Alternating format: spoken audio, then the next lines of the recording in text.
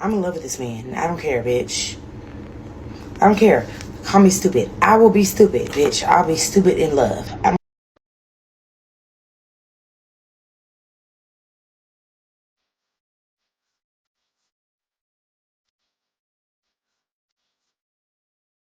Joining us at 5, I'm Rick Asworth. And I'm Deborah Knapp. Melendez's boyfriend, Kirkland Warren, is a person of interest in this case. K2's Emily Gersh is at the Clark County Courthouse. Emily, what do advocates say went wrong here? Well, I spoke with Michelle Bart, the president and CEO of the National Women's Coalition Against Violence and Exploitation. She says Kirkland Warren's criminal record shows he was an extreme risk of lethality to Melendez, and she doesn't believe he should have been released from jail earlier this month. On Wednesday morning, the worst-case scenario played out for their bodies identified, found in a remote part of Clark County. Vancouver police say Melendez's boyfriend, Kirkland Warren, is a person of interest, citing prior charges of domestic violence that include shooting at Melendez's home earlier this month. On March 22nd, 2023, a driver passing through a rural area near Washougal, Washington, noticed something unusual by the side of the road. At first, it appeared to be discarded mannequins. A closer look confirmed it was 2 human bodies. The victims were quickly identified as Mishi Melendez and her 7-year-old daughter, Layla Stewart. Both had been reported missing over a week earlier. The discovery of their bodies turned a missing persons case into a double homicide investigation. The primary suspect was identified almost immediately: Kirkland Warren, Mishi's ex-boyfriend. Warren had a known history of violence. In 2018, he was charged with shooting another girlfriend in Arkansas. He was out on bail at the time of Mishi and Layla's murders. Warren also had active charges for domestic violence against Mishi, including assault and making threats. Despite these charges, he remained free pending trial. Investigators used surveillance footage, cell phone records, and witness statements to connect Warren to the crime. Evidence showed he had lured Mishi and her daughter under the pretense of spending time together. Within days of their disappearance, Warren was arrested and charged with murder. Court documents later revealed that Warren had also sexually abused Layla before killing her. In court, he entered an Alford plea to first-degree child molestation, meaning he did not admit guilt but accepted that prosecutors had enough evidence to convict him. He also pleaded guilty to murder charges. In October 2024, Warren was sentenced to life in prison without the possibility of parole. This case raised questions about how someone with multiple violent charges was allowed to remain free, leading to widespread criticism of bail and domestic violence policies. This is the case of Kirkland Warren, Mishi Melendez, and Layla Stewart. This is a full story of every move, every brutal detail. If you're captivated by real crime stories that peel back the layers of truth, make sure to hit that subscribe button. Your support means the world to us as we uncover real cases, raise awareness, and give a voice to the voiceless. Before we dive into today's story, we want to hear from you. Where are you tuning in from? And how do you feel as the story unfolds? Welcome to Deadly Crime Unmasked, the show where we expose the shocking crimes that rip through communities and the chilling secrets lurking behind closed doors. These are real people, real events, real consequences. Don't forget to subscribe and activate notifications. You won't want to miss the gripping story that's coming up. Now let's dive in. Mishi Melendez was a 27-year-old woman from Vancouver, Washington, focused on raising her daughter and building a stable life. Those who knew her described her as warm and caring, someone who put others before herself. But beyond that gentle nature was a mother determined to create a better future for her only child, Layla Stewart. Mishi's life revolved around being a good mother. According to her family, she worked hard every day to provide for Layla. Balancing work and parenting wasn't always easy, but she managed to stay focused on her goal, giving her daughter a life filled with love, stability, and care. She wasn't someone who wanted attention or the spotlight. Instead, she quietly handled her responsibilities, stayed close to her family, and found her happiness in simple things: school events, family outings, and spending quality time with her daughter. Her friends often describe her as fun-loving, someone who could laugh easily and make others feel at home. But what stood out to everyone was how seriously she took her role as a mother. Raising Layla wasn't just something Mishi did. It was her whole purpose. She wanted her daughter to grow up surrounded by safety, happiness, and all the chances that she herself didn't have growing up. Behind that strong image of a devoted mother, Mishi was facing something darker. Her relationship with Kirkland Warren had become toxic. At first, like many relationships, it might have seemed normal, but over time, Warren's true nature surfaced. He wasn't just argumentative or difficult. He was dangerous. The relationship turned abusive, leading Mishi to break away from him more than once. Her family and friends knew she wanted out for good, especially after multiple violent incidents. But Warren didn't take rejection well. He became controlling, possessive, and unwilling to let her go. Despite those warning signs, Mishi still tried to maintain a peaceful environment for her daughter. She did what she could to protect Layla from Warren's influence, keeping her focus on school and play instead of the tension happening behind the scenes. Unfortunately, like in too many domestic violence situations, it's often not easy to break free entirely. Mishi's love for her daughter kept her pushing forward, but Warren's obsession would soon take that future away from both of them. While Mishi was building a life full of responsibility and hard work, her daughter Layla was beginning to develop into a bright and happy child. At just 7 years old, Layla already showed signs of being intelligent, lively, and full of curiosity. Teachers at her school knew her as a playful student who loved to participate in class activities. Always smiling, always friendly, she stood out in the classroom, not because she was loud, but because she brought a positive, cheerful energy wherever she went. Layla had a special love for animals. Whether it was pets at home or pictures in her school books, she was always drawn to anything with fur or feathers. Her family said she often talked about wanting to pet her own one day or visit animal shelters just to help care for them. Those simple dreams painted a picture of a child who saw the good in the world around her, despite not knowing how much danger was lurking in her own family's life. Outside of school, Layla loved playing outdoors. Whether it was trips to the park or riding bikes in her neighborhood, she enjoyed being active and surrounded by other kids. Her mother made sure that her life, as much as possible, was filled with these moments of fun and exploration. But the strongest bond Layla had was with her mother. The two were inseparable. Wherever Mishi went, Layla wasn't far behind. They were often seen together at family events, grocery stores, or just walking through their neighborhood. Mishi Melendez and Kirkland Warren first met several years before the tragic events that led to their deaths making national headlines. Their relationship started like many others, meeting through friends, casual conversations, and regular outings. However, it didn't take long for the relationship to show troubling signs. What began as a normal connection soon turned into a dangerous relationship marked by violence, threats, and repeated cycles of abuse. As the relationship progressed, Mishi started noticing controlling behaviors from Warren. Friends of Mishi would later tell investigators that she had tried to leave Warren multiple times. Each time she distanced herself, Warren would find ways to contact her again.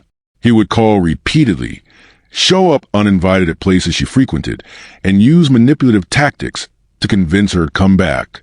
The relationship quickly turned toxic, with Warren frequently displaying violent behavior, especially when things didn't go his way.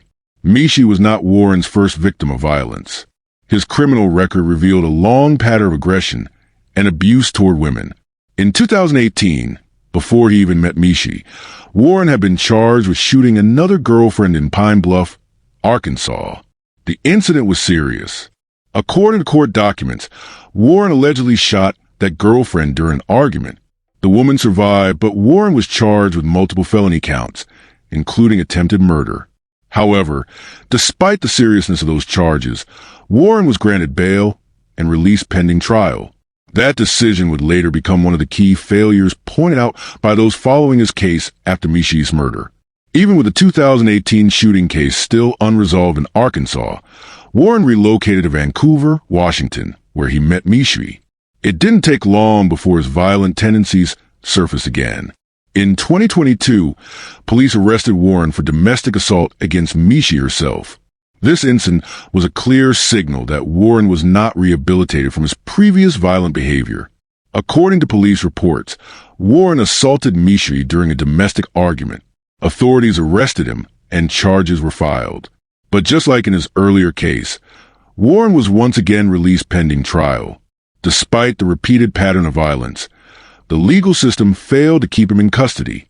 Between 2018 and 2023, Warren managed to avoid any meaningful jail time, despite having two active, serious cases of violence against women in two different states. The courts imposed restraining orders at the request of Mishi to try and create a layer of protection for her and her daughter. However, those orders were not enforced properly. Warren violated the orders multiple times, showing up at Mishi's residence or contacting her by phone. Each violation should have triggered stronger action, but instead, Warren remained free. In early March 2023, a series of events began that would lead to the tragic deaths of a young mother and her 7-year-old daughter. It started with what appeared to be a simple decision. Mishi Melendez, 27 years old, agreed to meet her ex-boyfriend, Kirkland Warren. At that time, the two had a complicated past marked by violence, abuse, and court cases. Despite everything that had happened between them, Warren convinced Mishi that this meeting would be different. He told her that he wanted to fix their relationship. He claimed that he wanted to talk things through and spend time together for the sake of their daughter, Layla Stewart. Warren offered promises that made it seem like this was a peaceful reunion. He mentioned that they could go out for a picnic or a family outing. Warren knew that Mishi loved her daughter deeply. If he showed interest in spending quality time with both of them, she might agree to meet. That was his plan, and it worked. Mishi wanted to give her daughter the chance to know her father, and she thought that maybe, just maybe, Warren was telling the truth about wanting to make things right. But unknown to Mishi, Warren had no plans to fix their broken relationship. This meeting was not about reconciliation. It was a setup from the start. On March 12, 2023, Mishi Melendez and her daughter, Layla, were last seen alive. After that, they disappeared. The people closest to Mishi, her family and friends, knew immediately that something was wrong. Mishi was not the kind of person to disappear without telling anyone. Layla was a child who needed care, and her absence set off immediate alarm bells. When phone calls went unanswered and social media messages were ignored, Mishi's family knew they had to act fast. They reported the two missing to the Vancouver Police Department. Investigators started working on the case. But in those first few days, there were more questions than answers. Where were Mishi and Layla? Were they hiding? Did they run away? Or had something worse happened? As the days turned into weeks, the search for Mishi and Layla continued. Flyers were posted, social media posts were shared, and volunteers helped search nearby areas. But nothing could prepare anyone for what was coming next. On March 22nd, 2023, 10 days after Mishi and Layla went missing, a chilling discovery was made. Along a remote road outside Washougal, Washington, a passerby noticed something strange in a grassy area. At first glance, it looked like two large objects dumped carelessly by the roadside. Some even thought they might be mannequins. But as the person got closer, it became clear that what they found was something far worse. It was the bodies of Mishi Melendez and her 7-year-old daughter, Layla Stewart. The two had been murdered and dumped like trash in a rural area. The scene shocked the entire community. The way their bodies were left showed no signs of care or respect. It was brutal and calculated. An autopsy confirmed the worst fears. Mishi Melendez had been shot in the head. Layla Stewart, just a little girl, suffered the same fate. Both had been executed. The violence was deliberate. There was no accident, no struggle for survival. It was a clear, intentional double homicide. Law enforcement began a thorough investigation to uncover who was responsible for the crime. Early suspicions pointed to Mishi's ex-boyfriend, Kirkland Warren, due to his violent history and his connection to both victims. The investigation quickly gathered key evidence that connected Warren to the murders. One of the first major breakthroughs in the case came from forensic analysis of Warren's vehicle. Detectives searched his car, looking for any signs of involvement in Mishi and Layla's disappearance. What they found was critical. Inside the vehicle, investigators discovered blood evidence that matched the DNA of both Mishi Melendez and Layla Stewart. Forensic experts confirmed that the blood belonged to the victims through laboratory testing. This finding provided physical proof that both Mishi and her daughter had been inside Warren's vehicle around the time of their disappearance. In addition to the blood evidence, bullet casings were also recovered from the car. Ballistics experts analyzed these casings and found that they matched the type of firearm Warren legally owned. Although the murder weapon itself was not immediately recovered, the ballistic evidence supported the theory that Warren used his own weapon to carry out the killings. Further strengthening the case, cell phone data provided clear evidence of Warren's movements during the time Mishi and Layla went missing. Detectives obtained Warren's cell phone records through a legal warrant. The records showed that Warren's phone had been in the exact area where the bodies were later discovered. Using cell tower triangulation technology, investigators mapped Warren's phone activity. His phone connected to several towers along the route leading from his residence to the remote Washougal location where the bodies were dumped. The timing of these connections matched the estimated time of death provided by the medical examiner. To add to the forensic and digital evidence, surveillance footage collected from nearby businesses and homes also played a key role in the investigation. Security cameras captured Warren's vehicle traveling toward the Washougal area in the early hours of the morning. Some of this footage clearly showed Mishi's car following Warren's vehicle during the same time period. These recordings help investigators build a visual timeline of events, confirming that Warren had been in close proximity to Mishi and Layla before they were killed. Moreover, eyewitness reports added another layer of confirmation to the case. Several people who lived or worked in the area where Mishi and Layla were last seen provided statements to law enforcement. Witnesses recalled seeing Mishi with Warren in the days leading up to the disappearance. One neighbor reported seeing Warren's vehicle parked near Mishi's apartment late at night around the time the mother and daughter were last heard from. Other witnesses reported seeing suspicious activity near the area where the bodies were eventually found, including a vehicle matching the description of Warren's. Taken together, the combination of forensic evidence, cell phone data, surveillance recordings, and eyewitness accounts created a solid case against Warren. There was no reasonable explanation for why Warren's car would contain blood evidence matching Mishi and Layla, why his phone would place him at the body dump site, or why surveillance footage showed his car making trips to the same area. With all of this evidence in hand, law enforcement moved quickly to apprehend Warren. He was arrested shortly after the discovery of the bodies. During questioning, Warren denied involvement in the murders, but the mounting physical and digital evidence left little doubt in the minds of investigators. Following his arrest, prosecutors charged Warren with multiple offenses, including first-degree murder for the death of Mishi Melendez and second-degree murder for the killing of Layla Stewart. In addition to the murder charges, Warren faced child molestation charges relating to Layla, which came to light during the broader investigation. The evidence presented made it clear that Warren had both the motive and the means to commit the crimes. The investigation demonstrated how the use of forensic science, digital tracking, and coordinated law enforcement efforts can build a strong case in complex murder investigations. The work done by the investigators ensured that the case would go forward in court with a clear narrative of what happened, supported by factual evidence at every step. As the investigation progressed, Warren was arrested and charged with multiple crimes.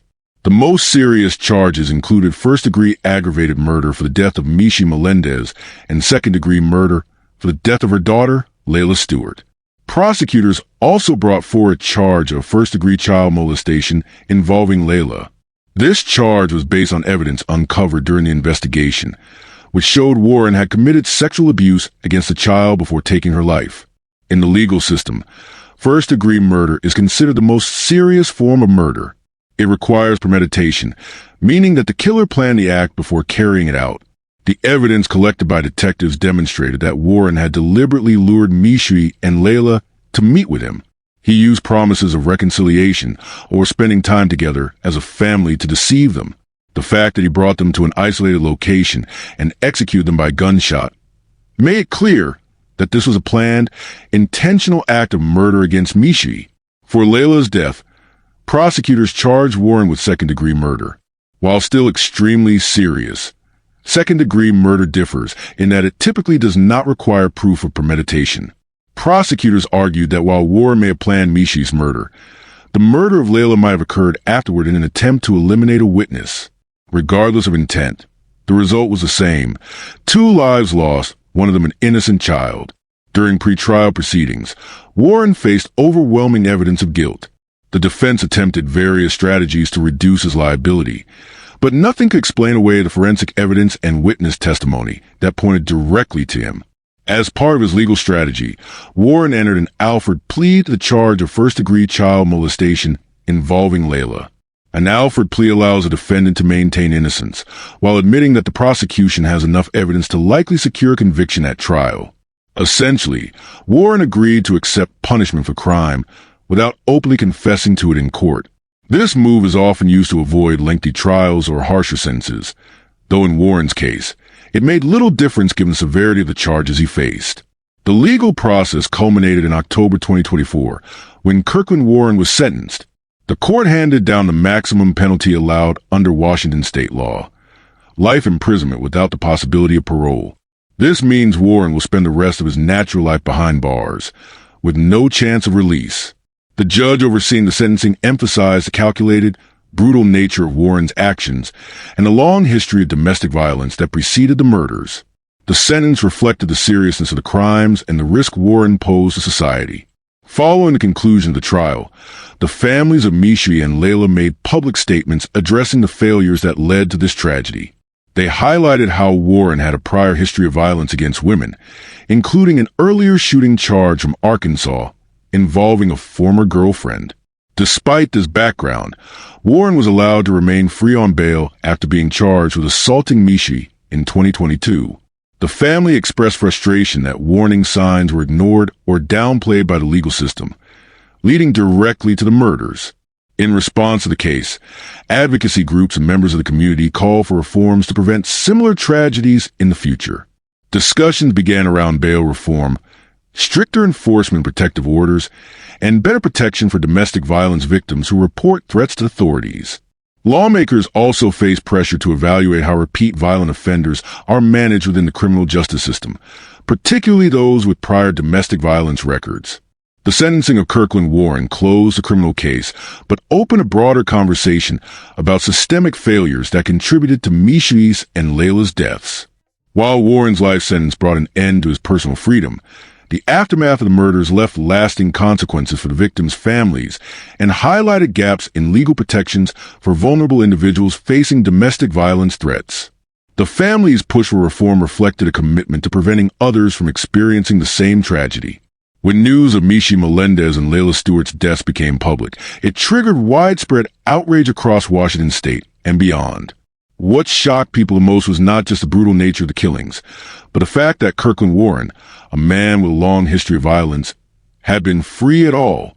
Many asked the same question: how was he walking the streets? As media reports detail Warren's background, the frustration grew stronger. Warren had a prior attempted murder charge from Arkansas, dating back to 2018. That case involved Warren allegedly shooting at a former girlfriend. While that case was still open, Warren moved to Washington state, where he was later arrested for assaulting Mishi Melendez in 2022. In addition to that, he was also charged with unlawful possession of a firearm and other offenses. Despite these charges in his violent past, Warren had repeatedly been released on bail or avoided detention before trial.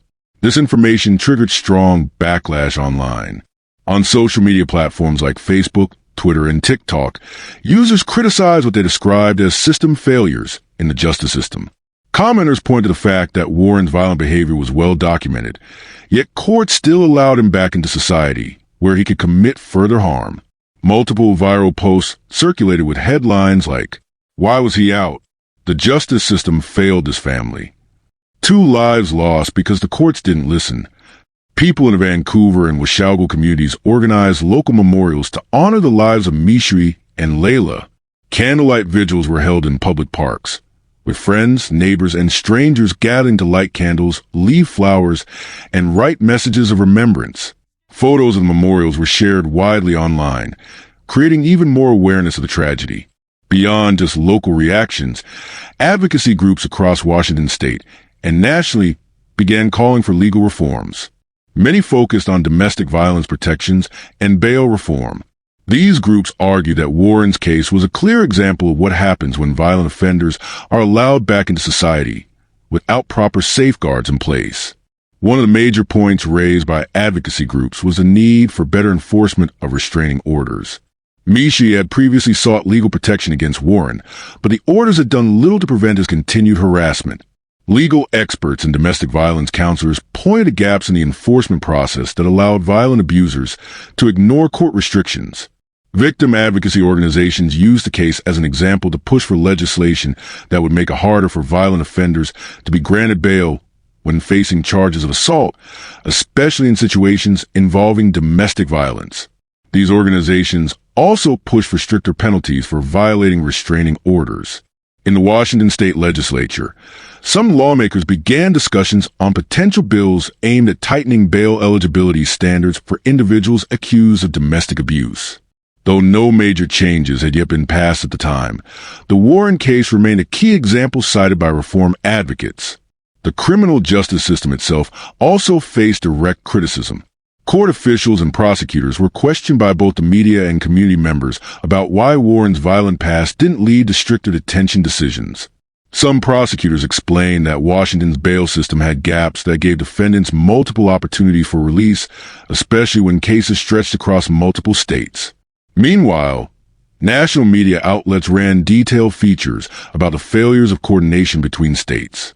Since Warren had opened charges in Arkansas but was living in Washington, critics pointed to problems with sharing criminal histories across state lines.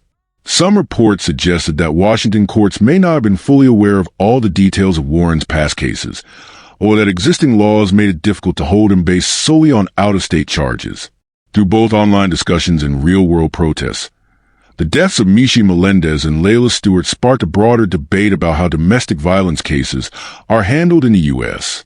While their deaths were seen as tragic examples of system failures, the case also energized victim advocacy groups to continue their efforts for stronger protective measures in domestic violence situations. Somebody ranks a 31 with a maximum of only 18.